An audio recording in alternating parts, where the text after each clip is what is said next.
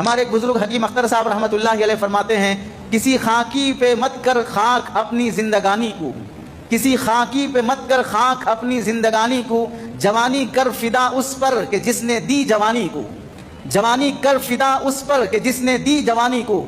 ہر انسان مٹی سے بنا ہے، مٹی سے بنے ہوئے انسان پر اپنے آپ کو فدا کر کے خود کو مٹی نہ بناؤ۔ جس نے تمہیں جوانی دی ہے اس خدا پر اپنے کو فدا کر کے ہمیشہ کی زندگانی پاؤ۔ ہمیشہ زندہ رہنے والے وہ لوگ نہیں ہیں جو کسی عورت کے گوری چمڑی کے پیچھے اپنی رال ٹپکا دیں اور اپنے آپ کو ذلیل کر لیں۔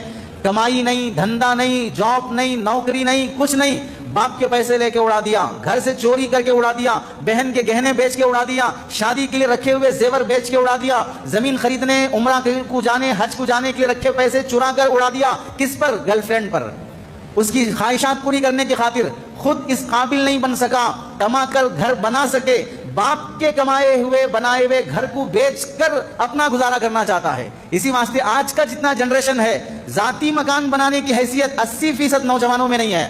کس کے مکان میں رہنے؟ باپ نے محنت مزدوری کر کے جو ذاتی مکان بنایا ہے، اسی مکان میں آج کا 40 سال کا نوجوان بھی، آدمی بھی، 50 سال کا آدمی بھی باپ کے مکان بنائے ہوئے مکان میں گزارا کر رہا ہے۔ باپ کی بنائی ہوئی پراپرٹی کو بچانے کی بھی طاقت نہیں ہے، بکانے کی ہوس ہے۔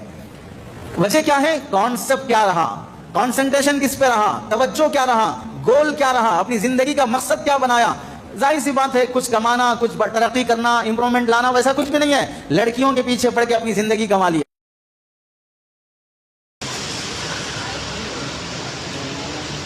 ہمارے ایک بزرگ حکیم اختر صاحب رحمۃ اللہ علیہ فرماتے ہیں، کسی خاکی پہ مت کر خاک اپنی زندگانی کو، کسی خاکی پہ مت کر خاک اپنی زندگانی کو، جوانی کر فدا اس پر کہ جس نے دی جوانی کو، جوانی کر فدا اس پر کہ جس نے دی جوانی کو۔ ہر انسان مٹی سے بنا ہے، مٹی سے بنے ہوئے انسان پر اپنے آپ کو فدا کر کے خود کو مٹی نہ بناؤ۔ جس نے تمہیں جوانی دی ہے اس خدا پر اپنے کو فدا کر کے ہمیشہ کی زندگانی پاؤ۔